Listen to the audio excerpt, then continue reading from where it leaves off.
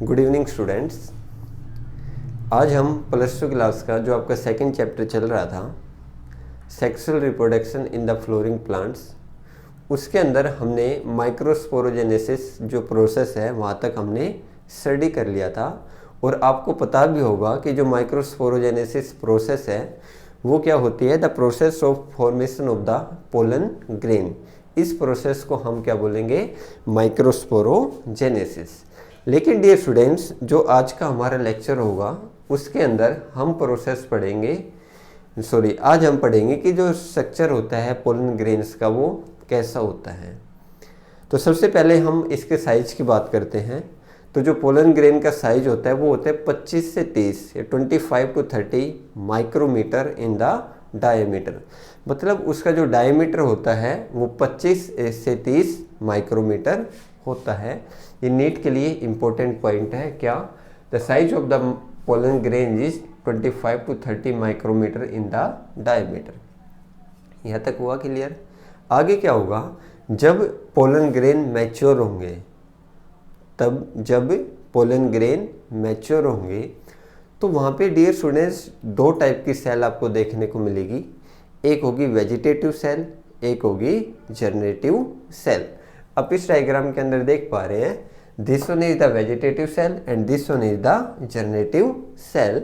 और इस डायग्राम के अंदर आप ये भी देख पा रहे हैं कि जो वेजिटेटिव सेल का जो डायग्राम है या जो स्ट्रक्चर है वो बिग है as compare to the generative cell.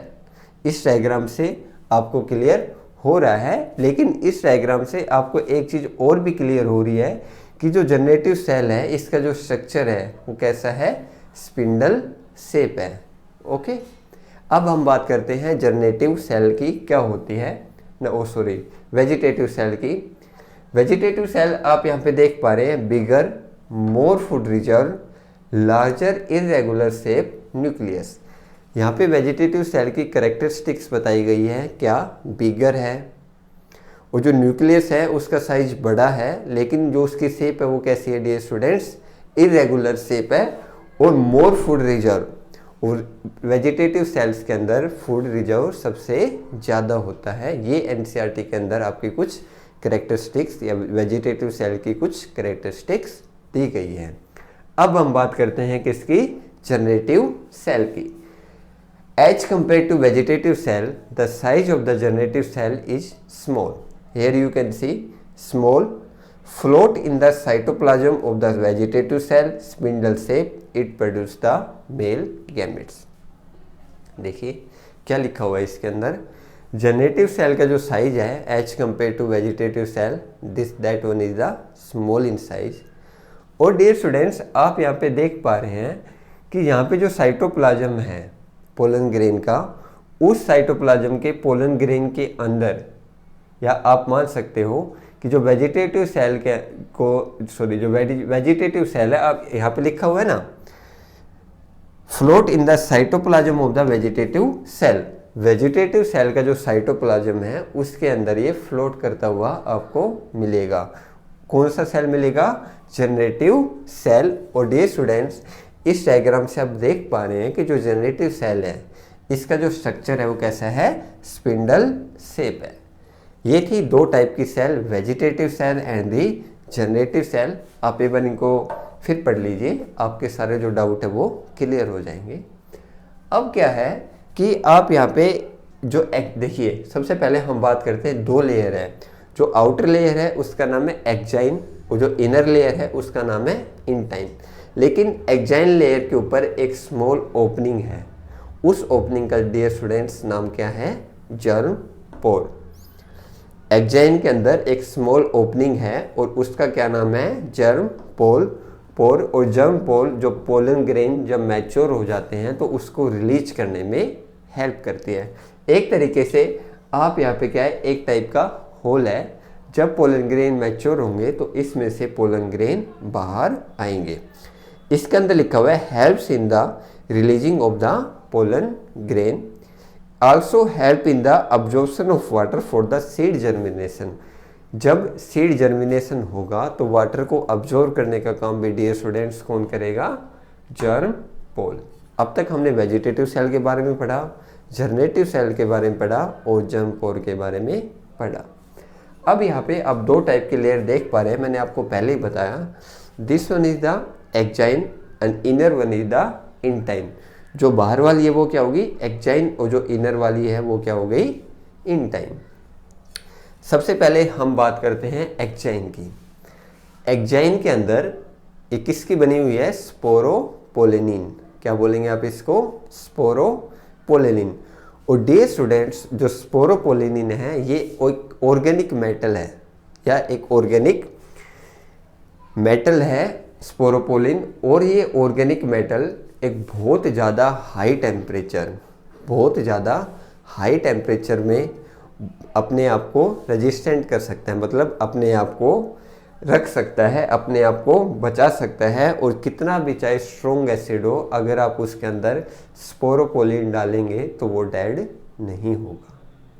आए कुछ समझ में, क्या बताया मैंने। जो एक्जाइन जो आउटर लेयर है ये किसकी बनी हुई है, ये स्पोरोपोलिन की बनी हुई है। और स्पोरोपोलिन एक ऑर्गेनिक मेटल होता है। ये ऑर्गेनिक मेटल क्या करता है, चाहे कितना भी हाई टेम्परेचर हो, कितना भी स्ट्रॉन्ग एसिड हो, उसके अंदर ये एज इट इज सर्वाइव करेगा, अपने आप को रेजिस्टेंट कर पाएगा। ये इसकी खास बात है। और ये किसके अंदर है, ये एक्जाइन जो लेयर है इसके अंदर ये स्पोरोपोलिन पाया जाता है। एक और ख़ास बात है, क्या है dear students, no enzyme can degrade this. चाहे कितना भी खतरनाक एंजाइम हो, वो एक्जाइन लेयर को डिग्रेड नहीं कर सकता। आया कुछ समझ में, क्या होगा अब हम पोलन ग्रेन को फॉसिल्स के रूप में रिजर्व कर सकते हैं। क्या बोला मैंने, पोलन ग्रेन्स को हम फॉसिल्स के रूप में रिजर्व कर सकते हैं। क्यों रिजर्व कर सकते हैं, क्योंकि इसके अंदर क्या है, स्पोरोपोलिन है। ना तो कोई इसको स्ट्रॉन्ग एसिड ख़त्म कर सकता, ना ही इसको कोई एंजाइम ख़त्म कर सकता, और ना ही कोई इसको हाई टेम्परेचर ख़त्म कर सकता। तो क्या हुआ, एक्जाइन लेयर, इसके अंदर क्या है, पोलन ग्रेन्स है।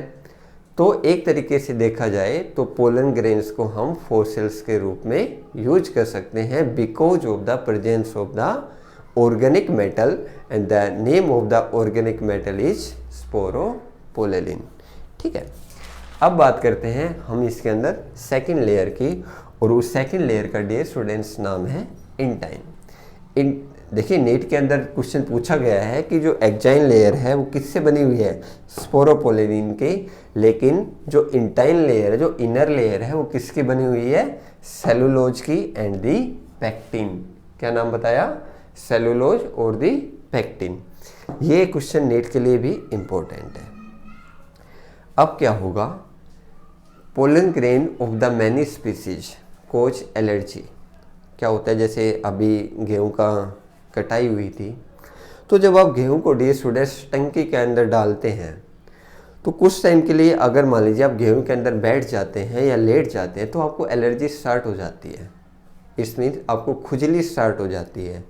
तो वो खुजली किसकी वजह से हो रही है, जो वीट के जो पोलन ग्रेन्स थे उसकी वजह से आपको एलर्जी स्टार्ट होती है।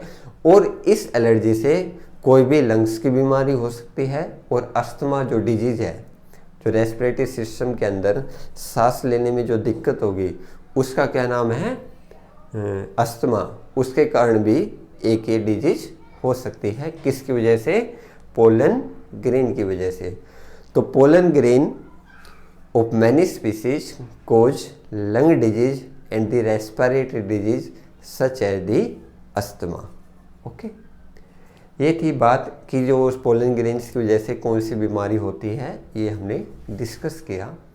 अब हम बात करते हैं कि कुछ कंट्रीज के अंदर जो पोलन ग्रेन है उसको फूड सप्लीमेंट के रूप में यूज करते हैं, या आप मान सकते हो कि कुछ कंट्रीज के अंदर, वेस्टर्न कंट्रीज के अंदर पोलन ग्रेन को या तो टैबलेट के रूप में खाते हैं या फिर सिरप्स के रूप में पीते हैं। ठीक है, क्यों पीते हैं, क्योंकि डियर स्टूडेंट्स पोलन ग्रेन के अंदर हाईली अमाउंट में या हाई अमाउंट में क्या प्रेजेंट होते हैं, न्यूट्रिएंट्स प्रेजेंट होते हैं।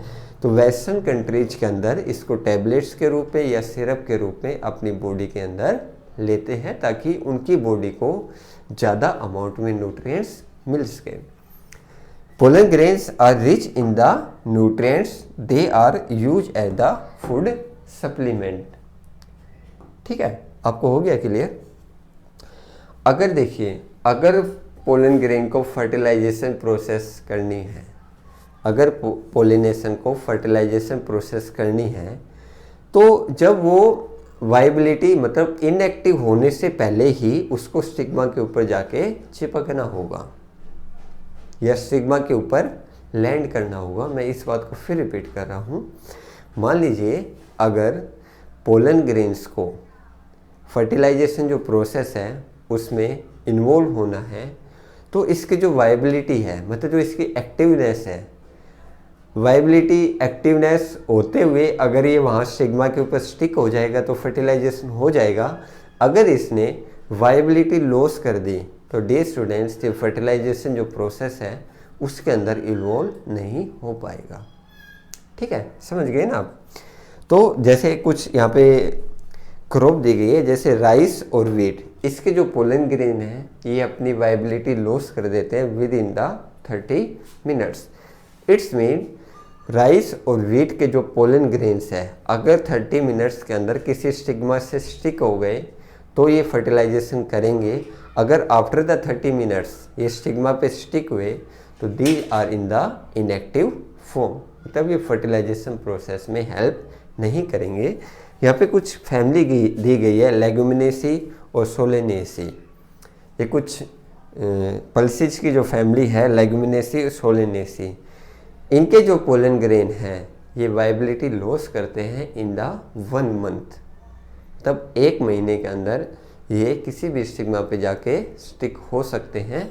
लेकिन डियर स्टूडेंट्स जो व्हीट और राइस है ये इनके जो पोलन ग्रेन है विद इन 30 मिनट्स अगर किसी स्टिग्मा पे स्टिक हो गए तो they will help in the fertilization process, otherwise they will become inactive.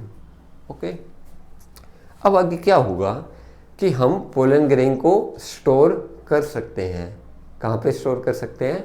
-196 -196 degree जो टेम्परेचर है लिक्विड नाइट्रोजन के अंदर, सबसे पहले लिक्विड नाइट्रोजन के अंदर स्टोर कर सकते हैं, लेकिन वहाँ का टेम्परेचर कितना होना चाहिए? 196 डिग्री सेल्सियस, वो भी किस में? माइनस में, not in the plus. Okay, ये था आज का आपका topic structure of the pollen grain.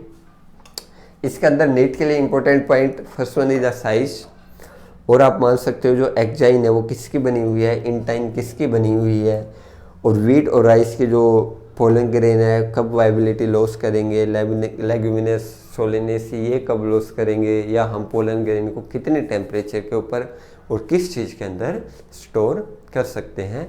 ये था आज का आपका टॉपिक, और मेरा मानना है कि आप जो नोट्स हैं बिल्कुल इस तरह बनाएं ताकि आपको समझने में आसानी हो। And thanks a lot, have a nice day.